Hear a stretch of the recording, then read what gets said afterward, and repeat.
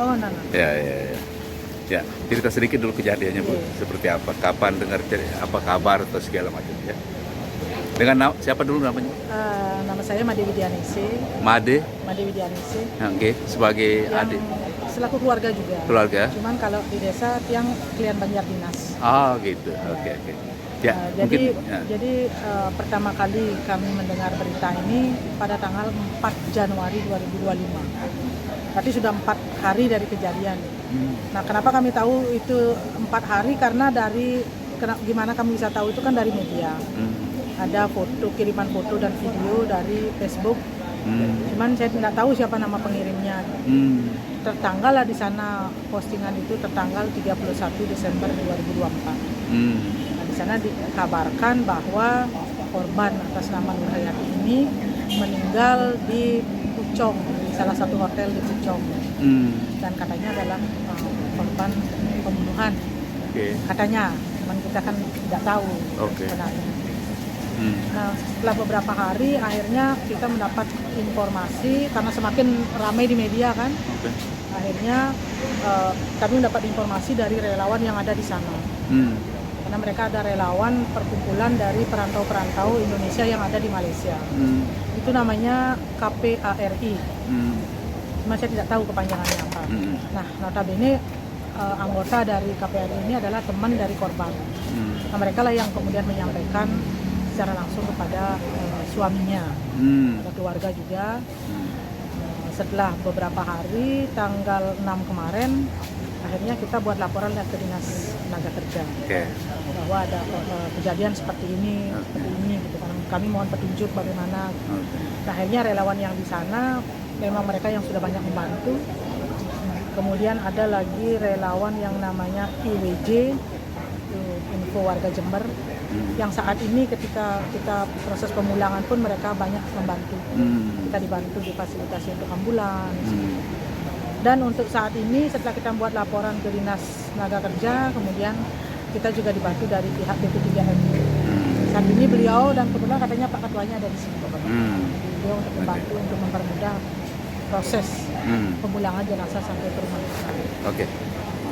Kenapa kita berkesimpulan bahwa dia dibunuh di sana? Karena ada luka di lehernya. Ada luka di lehernya. Itu yang sesuai dengan surat keterangan dari polisian. Dari surat kepolisian dari Diraja Malaysia yang menyatakan penyebab utama kematian korban karena ada inches wound to the neck. Itu seperti itu. Deskripsinya di keterangannya itu. Jadi ada luka goresan di leher. Benda tajam gitulah kira-kira seperti itu. Apa Bu? Kira-kira kenapa itu yang melakukan pembunuhan itu majikannya betul atau siapa? Kurang tahu saya. Kurang tahu, terus sebabnya juga kita tidak tahu. Kenapa? Karena sejak dia berangkat 1 tahun yang lalu, hanya beberapa bulan saja mereka yang di sini korban ada dengan keluarga itu terhubung. Sisanya mereka lost kontak. Jadi kan tidak tahu bagaimana perkembangan di sana, bagaimana situasi di sana, kita tidak tahu. Tapi awal-awal dia kerjanya di hotel atau apa? ART. Asisten rumah tangga di, kalau tidak salah di Selangor atau di mana itu penempatannya. Saya juga kurang tahu karena ketika dia mau mengurus segala sesuatu administrasi pemberangkatannya, dia pindah secara administrasi dari Git ke Tulungagung. Jadi kita secara pemantauan administrasi juga tidak mengikuti perkembangannya karena sudah bukan warga administratif lagi. Itu pindahnya pertanggal 3 Juli 2023.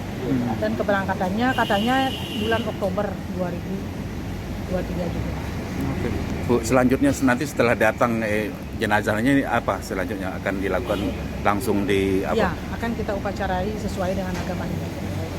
Cuman kalau kita kan mesti kita harus mencari hari baik dulu, kita koordinasi dengan pihak desa adat dulu kapan hari baiknya untuk kita laksanakan upacara. Yang jelas akan kita upacarai secara agama Hindu di Kalau masalah tuntutan atau segala macam ke pelaku segala macam di sana seperti apa, Bu? Kalau dari pihak keluarga tidak ada tuntutan apa-apa, permohonan kami bagaimana agar jenazah bisa dikembalikan ke Bali kepada keluarga secepatnya dan dibantu prosesnya dipermudah, baik itu biaya maupun segala proses administrasi yang menyertainya.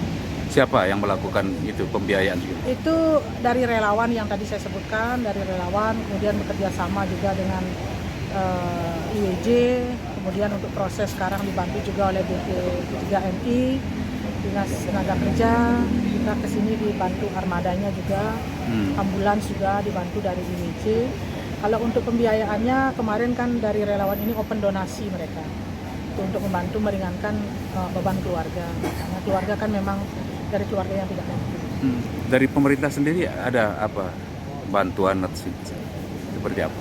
Kalau bantuan dari pemerintah itu yang tadi saya sebutkan, artinya secara proses dibantu dari BP3MI, kemudian dari Dinas Tenaga Kerja juga membantu. Oke. Dulu Sekarang dia mereka berangkatnya ikut itu pakai dokumen resmi atau? Nah, kalau masalah itu kan seperti yang dia jelaskan di awal, karena dia sudah pindah dari Banjarnegara, jadi kan kita tidak tahu administrasi yang dia urus sebelum keberangkatan sejauh apa. Dia tidak bisa memberikan informasi lebih jauh. Dia sudah bersuami, anak? Ada, suaminya nih sekarang ada di sini. Anaknya ada? Anaknya ada 8 orang. Anaknya 8 orang? Ya. Dari suami 1 orang? Dari suami pertama dan 5 orang, terus suami kedua yang sekarang ada 3 orang.